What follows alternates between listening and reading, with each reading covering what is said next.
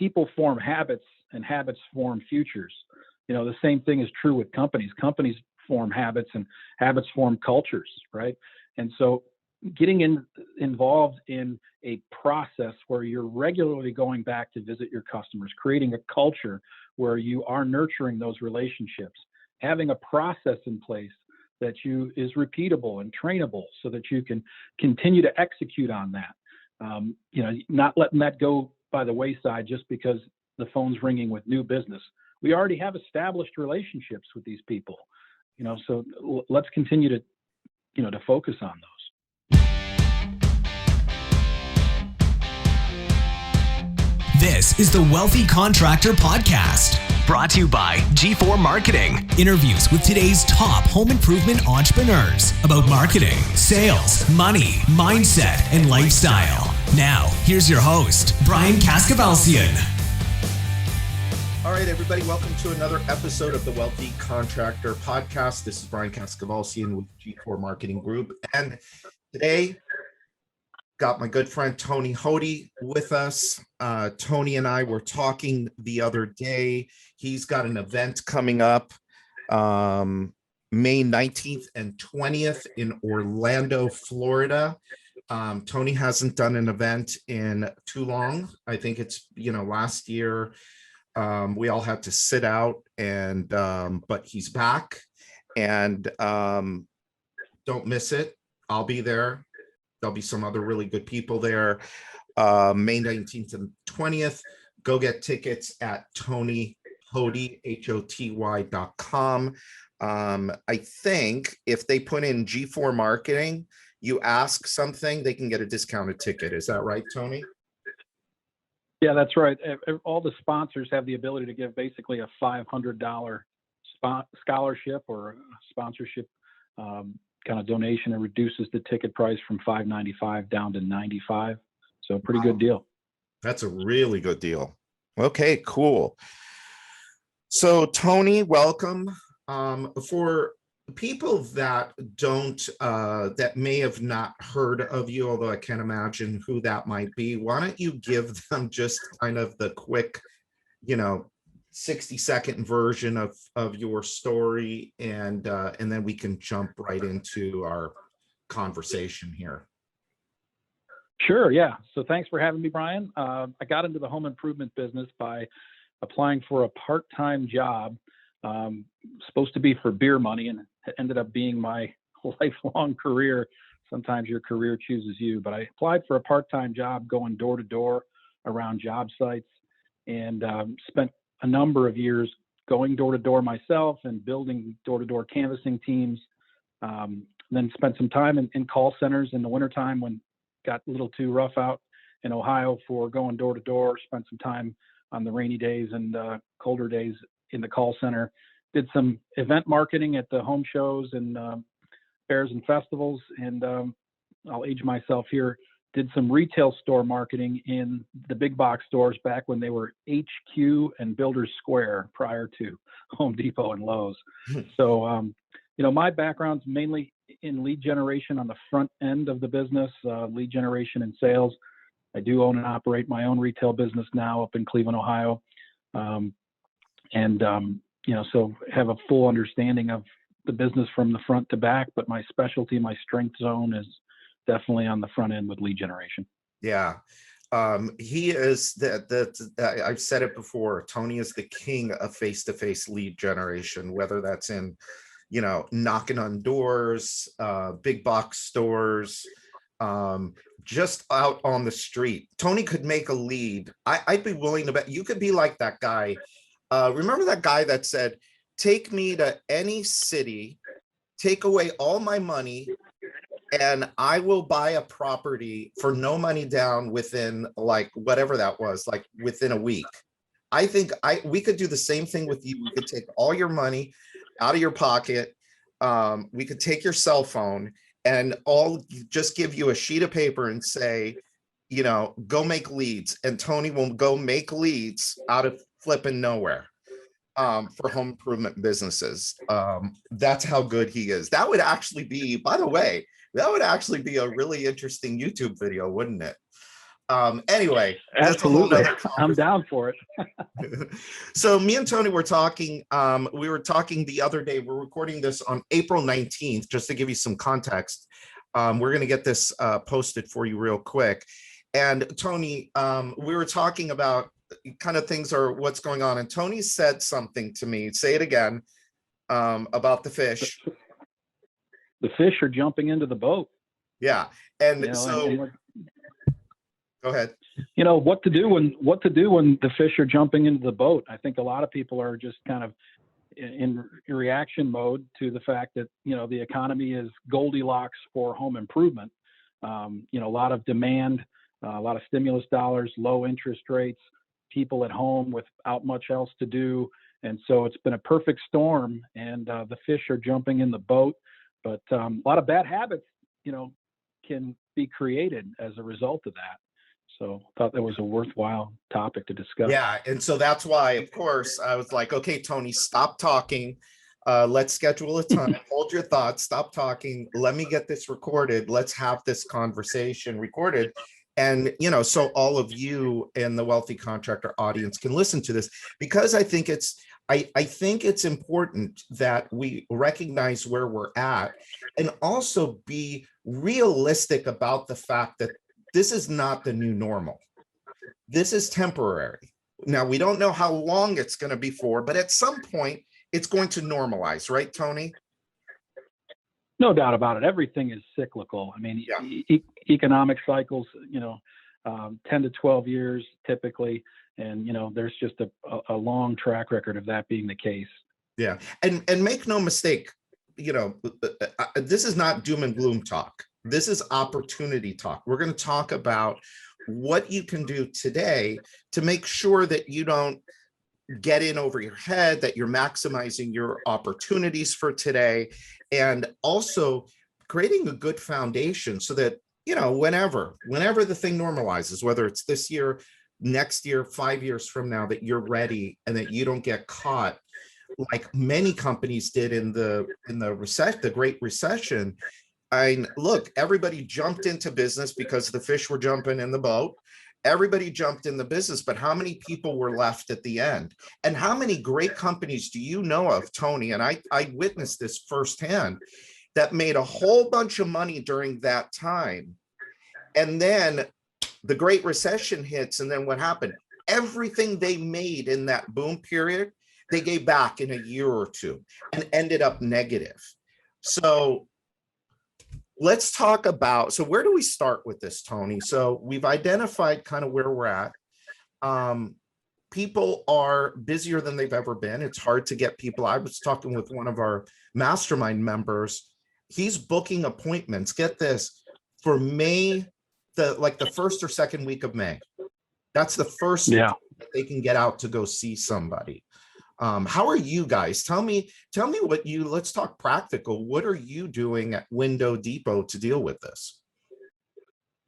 Yeah, so at Window Depot and Bath Depot, we're trying to really handle the inbound inquiries as well as we possibly can, because, you know, these are golden opportunities. And what I see when the phone is ringing frequently, you know, there's a tendency for people to, you know, miss phone calls. There's a tendency to mishandle phone calls. There's a tendency to, you know, not qualify and do some other things that really kind of shooting themselves in the foot and admiring their own aim. So I think it's really critical to handle the inquiries very, very well. Collect as much data as you can, multiple phone numbers, email addresses, and really train and role play on how to handle those calls. I see a tendency when the fish are jumping into the boat to just kind of sit back and just get really kind of sloppy, if you will, on how we handle those inquiries. Yeah. So how are you dealing with, I would imagine that you're able to go see people tomorrow, people that are calling in today, you probably have a pretty tight window from when you're going to see people. And if not, what are you recommending people do if they're more than, you know, as well as I do, if you don't go see somebody, you know, within 48 hours, that lead goes cold pretty quick.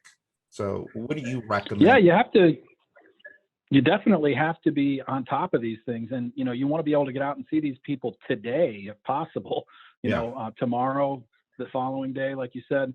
But, it has been an issue. We have been stretched thin at times where, we're booking, beyond the 72-hour window, and it's not comfortable for us. We definitely like to get out there as soon as possible.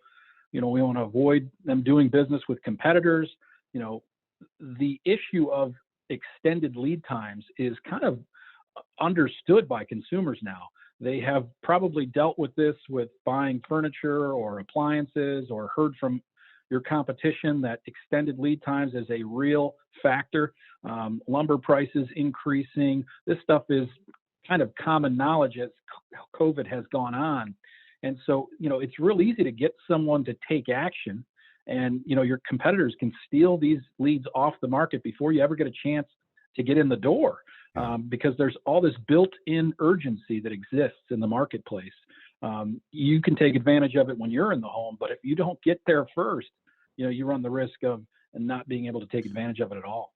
What are some ways of dealing? So if you're more than 3 or 4 days out, what are some ways of dealing with that and overcoming that, so that people don't go away, so you don't miss the opportunity? Great question. I think there's a couple things you can do. Number one, you want to turn that frown upside down and explain to the consumer that, the reason you can't get out there tomorrow is because of your reputation, because you're in such demand and you're worth waiting for.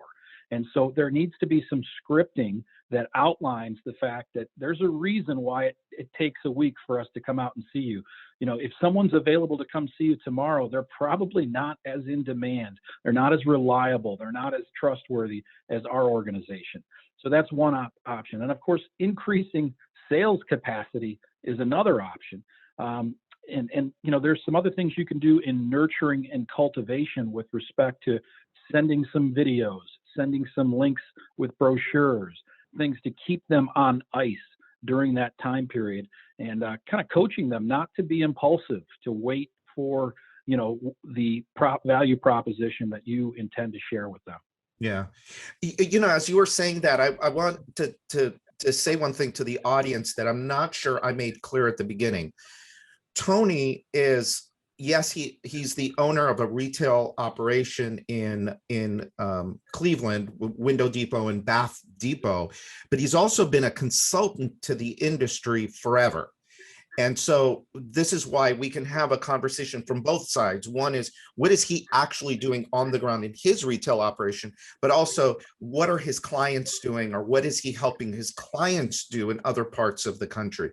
So sales capacity is a big issue right now. Let's put aside all of you need a 10-step selling presentation, or however many steps it is. Doesn't matter, as long as you have a step selling system and you train that system and all of that. Aside from all of that, what are you seeing people doing to get those salespeople in the door in the first place? Well, you have to have process in place for recruiting, and I think that's one of the phases that companies go through in their growth. Is at first they understand, well, we're not just a home improvement company, we're actually a marketing and sales organization. So we have to have really good process in place for lead generation and really good process in place for sales. But once you've mastered that, the next tier is becoming masters at recruiting and continually filling that pipeline of employees. You go from filling the pipeline of leads to then filling the pipeline of employees, marketers, and salespeople.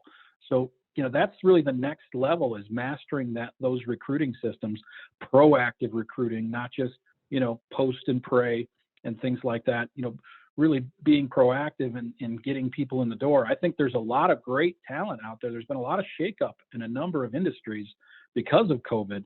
It could be the restaurant industry or other industries where people have been displaced.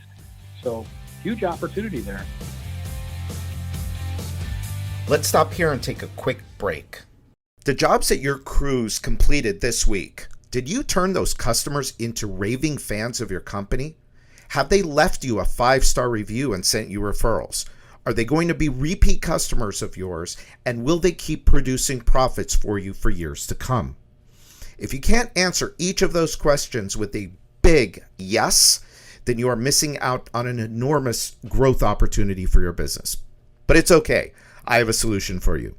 For over 12 years now, G4 Marketing Group has been the secret back office relationship marketing team for hundreds of home improvement and home service businesses just like yours.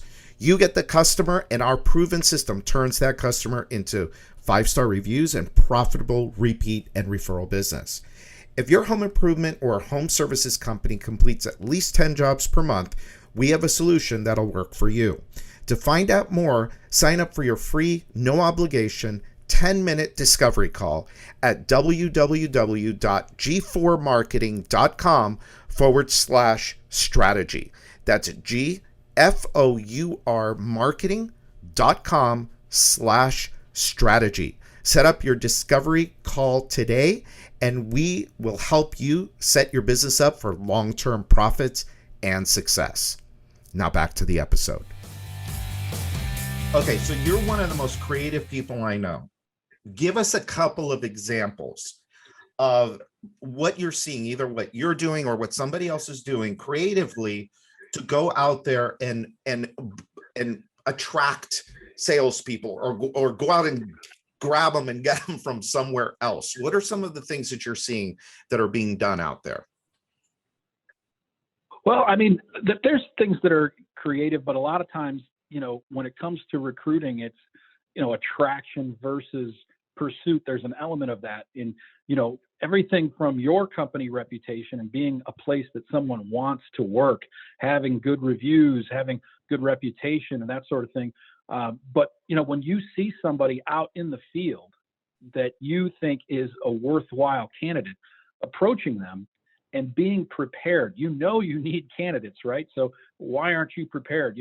Having a business card that speaks about the opportunity on maybe the back side of your business card, so that, you're ready to just issue or deliver a notice about job opportunities on a whim. If you're at a restaurant and you see somebody that seems like they're talented, or a retail store and you come across somebody that seems like they could be a good fit, being prepared. We've had pencils, carpenter's pencils, made up with a recruiting message on them that we issue to installers. So it's something they'll use. It's a way to serve them, and it's a way to be proactively prepared to recruit at all times. Always be recruiting. Always be recruiting. Yeah. Let's talk about marketing a little bit. And, you're mostly on the front end, lead gen. Although you do some great work on the back end, we're only really on the back end to help support the front end at G4. For the longest time, it's always been leads. We want more leads, but it seems like right now, leads don't seem to be as big of an issue as other things like recruiting. Recruiting is probably much higher up on the list than lead generation is right now. And I stress right now. Do you see people like getting lazy with marketing, taking this for granted, like, oh, this is just how it's going to be, and then stopping marketing and not focusing on it or not thinking about it and just saying, well, we have more leads than we can handle, let's put that aside? And what do you think about that?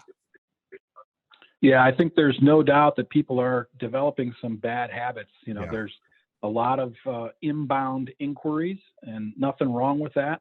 But, we're not, because the event marketing has kind of fallen off the calendar entirely, home shows, fairs, festivals, other live events, there's a lot of people that have kind of just abandoned that, and they're comfortable not getting back involved in those events because, the fish are jumping in the boat. And so some of the habits that they're developing could have a long-term effect. Yeah. Even something as simple as going back to visit your installations. People do this in times of need they nurture those relationships with their past customers and things of that nature, but they tend to not do it because they're too busy chasing new business when times are good. Yeah. It should be a systematic approach. Yeah. And, I mean, that's where we live. And I know you do a lot of good work there too, in that nurturing of that customer relationship. How important is that right now, especially when things are so good? I think it's hugely important. I think it's, again, people form habits and habits form futures. The same thing is true with companies. Companies form habits and habits form cultures, right? And so getting involved in a process where you're regularly going back to visit your customers, creating a culture where you are nurturing those relationships, having a process in place that is repeatable and trainable so that you can continue to execute on that. Not letting that go by the wayside just because the phone's ringing with new business. We already have established relationships with these people, so let's continue to focus on those. Yeah. I mean, these are, when you talk about habits, sorry, I'm writing something down. I don't want to forget. We talk about habits. It's interesting. Developing a great business with great processes and great systems and great people and great profits is really comes down to those habits, doesn't it? The things you do on a regular basis are what form your habits. And like you said, your habits are what's going to determine everything else. It's going to determine the culture. Culture then is going to determine whether or not people want to work with you in terms of your customers, and work for you in terms of, team, employees, staff, whatever you want to call them. What do you see right now, aside from, we talked about marketing and people getting, I hate to use the word, but lazy and kind of putting that aside, but what are some of the other habits that are important to not let go of right now? Well, I think, again, having a good marketing mix and having some outbound lead generation in the mix, where you're going out and aggressively manufacturing some leads. You can start doing this with your prior customers. You can start doing this in generating referrals. You could, knock on doors. You could participate in some fairs and festivals. There's a variety of ways, even just really picking up the phone and calling some of the old dormant inquiries in your database, people that may have called up and set an appointment and needed to reschedule. We've gotten pretty apathetic as an industry about simply calling those old dormant inquiries. And when I say old, in some cases, we're not calling, inquiries back that are 4 or 5 days old or 4 or 5 weeks old. Yeah. So, I always use the phrase, prosperity breeds apathy. I think one of the best examples of that is, the United States is 40th on the list of countries with respect to the age of life expectancy, right? So you would think the United States would be much better situation than 40th on the list of countries as far as life expectancy, but because we have so much prosperity, we've got fat cat syndrome, and, the health has diminished compared to other countries. Yeah. And the same happens in a business, it really does. Yeah. It's interesting too, is one of the things that, and again, in our mastermind group, we have 12 companies in our mastermind group. And one of the things that we're going to be dealing with this year, and what we're making sure that nobody does, is dramatically increase their overhead, dramatically increase costs of doing business, because we all know that those are the companies that tend to not survive. Those are the companies that during these times think, and the interesting thing is, and speak to this, please, but it kind of goes with what we've been talking about already. But if you've started to develop bad habits, And with those bad habits, now you've started to bring on more people. You've started to, increase spending. You've not looked at your margins like you should be. That is a recipe for disaster. And I know you've seen a lot of this. Any comment about increasing overheads and, that sort of, getting way ahead of the ball? Yeah, so I grew up in a time when, I was got into the business in the early 90s, mid 90s, right? And sunrooms was the widget that everybody was super excited about. A lot of folks that were in the replacement window business, gutter business, siding business, they had moved into the sunroom business because it was a big ticket and you can't do half a sunroom, right?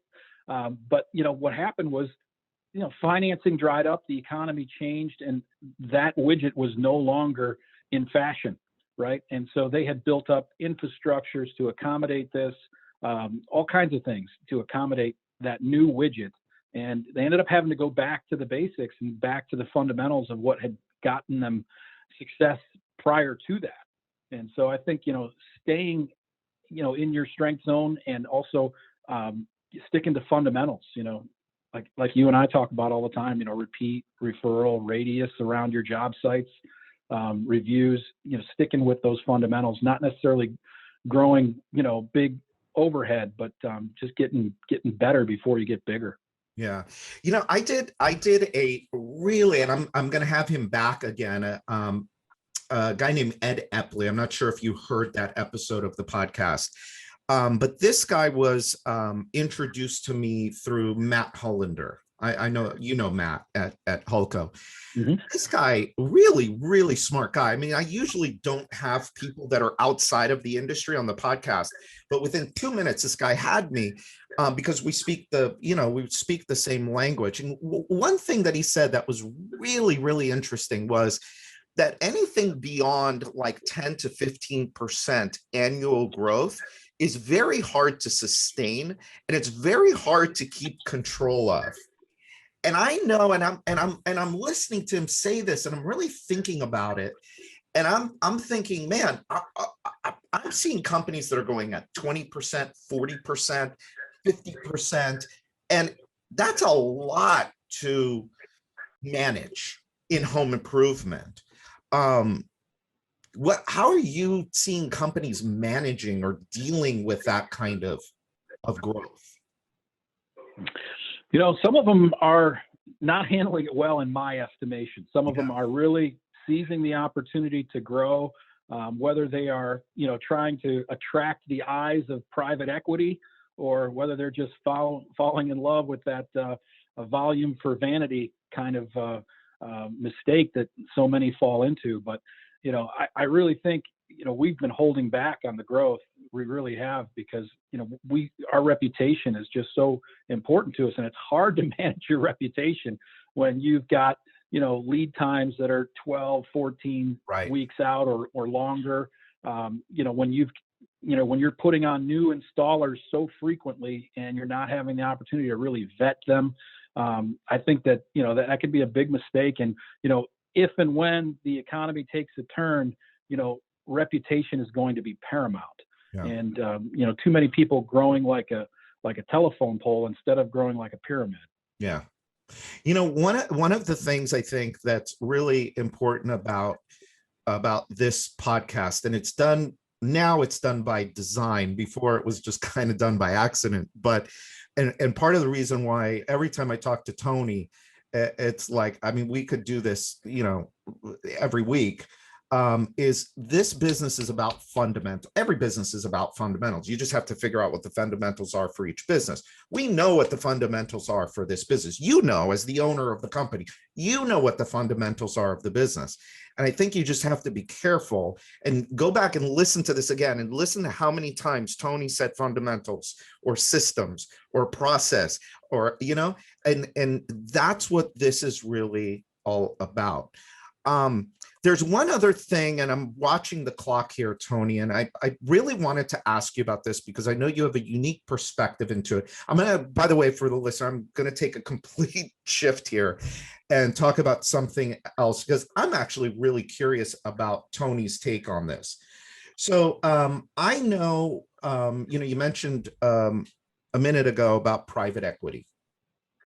Private equity has found the home improvement industry. And there is a lot of money right now being put behind some groups that are buying up other home improvement companies. So what I'm kind of curious about is, so when one of these entities buys another in your market, let's say, and I'm talking to the listener now. How do you, as a independent owner in that market, now compete against this company that I guess you could almost look at it like the big national brand is coming to town. Amazon is, or Walmart's coming to town. How do we deal with that as smaller home improvement companies? I think you always, focus on your strengths and really celebrate that. If you're the local company that can be trusted and you can really play on your relationship with the community. We recently filmed some series of videos to promote our local business. And I mentioned the fact that, our showroom's located in my hometown because, I want to be accessible. I want to be, connect with our target audience, that kind of thing. So, you have to kind of shift your marketing towards your strength zone. If you've got the almighty dollar and behind you with private equity, you can just kind of hammer TV, radio, and other mediums with a call to action, and you're probably going to get results. But when you're a local, smaller business, you really have to, focus on identity. You have to focus on connecting with your target audience, getting a dialogue going, and I think there's a number of ways to do that. Yeah.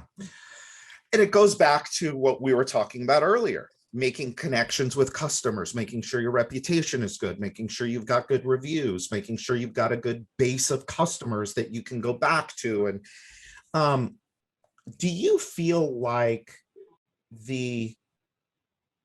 when these companies come to town and their marketing dollars come with them, that what is that saying, rising tide lift all boats? Do you think that because there's going to be so much talk of like windows, because there's a number of these companies that are windows, do you think that that's going to help the market in terms of awareness?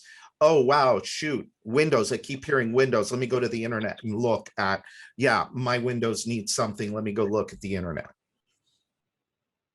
Yeah, I do think that it raises awareness, and they do some of that heavy lifting for you by, really, like I said, pounding the TV, the radio, and other mediums, just getting consumers' tentacles up thinking about those projects. And then oftentimes, if your message is better, or your reviews are better, your reputation is better, they end up coming to you anyway. I mean, I could play recorded phone call after recorded phone call where people have said, we heard a commercial locally and we started reading reviews on that company that had the commercial. They weren't very good, so we continued to look and we stumbled upon you. So, there's a real opportunity to take advantage of and ride that wave, as you mentioned. Yeah, you and I are really big into reviews. I mean, we through G4, and that's, we have a platform called Authentic Feedback that's just, it's all about helping our clients drive more 5-star reviews. I mean, 4 stars are okay, but you can only afford to get 1 or 2 of those. They mostly have to be 5-star reviews. And you're right. People will go, even though they're seeing these commercials, they're going to go and check out reviews. And a lot of these companies, they have, you said it earlier about one of these companies, you said discipline, and what was the other word you used to describe that one company? Discipline and structure. Is that what you said? Discipline and So I'm not, forgive me, but I'm not, I tend to get excited and I'm not exactly sure which company I was describing. Anyway, but the main word was discipline. You were talking about the guy that is head of buying up some of these companies, and then he approached somebody else, and then that guy didn't like the discipline. I think he said structure. A lot of these companies are very disciplined. They couldn't grow and they could not attract private equity money if they were not. But at the same time, I like your local angle is, hey, we're local. We're here. We live in the community. We're not some big company that's coming from somewhere else. We are a local company and we're going to always be here because we live here. I kind of like that idea as a way of going up against the big corporate company, if you will, the big national company. Yeah, you definitely have to play your strengths. And I think right now with COVID, there's been a big push about supporting local business. Yeah. And because so many of the big box stores have been, benefited from the fact that they're open and, virtually restriction free. And then some of the smaller companies have really been penalized and hurt through all of this. And so it's been a big focus on shopping local and supporting local. And I think there's a big opportunity for us to take advantage of that. And a lot of us don't. Yeah. Yeah. All right. Well, Tony, I know that you got 1,000 things you got to go and do. So I'm going to let you go do that. We could keep talking for hours, but if you want to listen to Tony for hours and hear about all of his ways of, making leads face-to-face. Actually, at your event, we're going to be talking a lot more. I'm going to be speaking. I know John Anglis is going to be speaking. Our good friend John Anglis is going to be speaking. You've got some other really good speakers. I would say to everybody, go check it out. It's LeadCon 2021, right? LeadCon 2021, that's right. Yeah. And you can find us at TonyHoty.com and get registered and take advantage of some of those sponsored tickets that are available. Yeah, Tony Hoty, HOTY.com. Go check it out. Well, Tony, thank you for the time. Thank you for the information. For everybody listening, I say it all the time. Success leaves clues. Listen, go back and listen to this again. You will hear the clues all throughout. They are there. They're no mystery. Tony, if you watch him on YouTube, he gives you all of the quote unquote secrets. If you read my book, The 7 quote unquote secrets to becoming a wealthy contractor, what's the biggest secret of all? They ain't secrets, but we call them that. So you guys will listen. All right. So with all of that said, I may have divulged too much information there, huh, Tony? About our secrets. Right. I don't mind. We want to help you guys be good in your businesses, make money, and get everything that you want out of your business. So again, Tony, thank you so much. And until next time, this is Brian Kaskavalcian with G4 Marketing Group, and this is the Wealthy Contractor Podcast. Thanks for listening to today's episode of the Wealthy Contractor Podcast. Let me ask you, did it help you look at your business in a different way? Did it spark an idea or ideas that you hadn't thought of before? Do you have a list of action items that you can take and implement into your business or your life today? I really hope so. If it did, I'd like to ask you a favor. Would you leave a 5-star review of the podcast? By doing so, you'll help other contractors find the podcast more easily so that we can help them achieve more success, wealth, and freedom. And before you go, make sure you subscribe to the Wealthy Contractor Podcast so you get access to the latest episodes as soon as they're available. We're always striving to provide you with great content so you don't want to miss what's coming up. In fact, if you haven't already, make sure you go to thewealthycontractor.com and get your free copy of my latest book, The 7 Secrets to Becoming a Wealthy Contractor. Just pay shipping and handling, and I'll take care of the cost of the book. And finally, a big thanks to G4 Marketing for sponsoring the Wealthy Contractor Podcast. For over 12 years now, G4 Marketing has been the secret back office relationship marketing team for hundreds of home improvement and home service businesses just like yours. You get the customer, and our proven system turns that customer into 5-star reviews and profitable repeat and referral business. If your home improvement or home services company completes at least 10 jobs per month, they have a solution that will work for you. To find out more, sign up for your free, no obligation, 10-minute discovery call at www.g4marketing.com/strategy. That's GFOUR marketing.com/strategy. Set your discovery call up today, and they'll help you set your business up for long-term profits and success. So until next time, this is Brian Cascavalcian.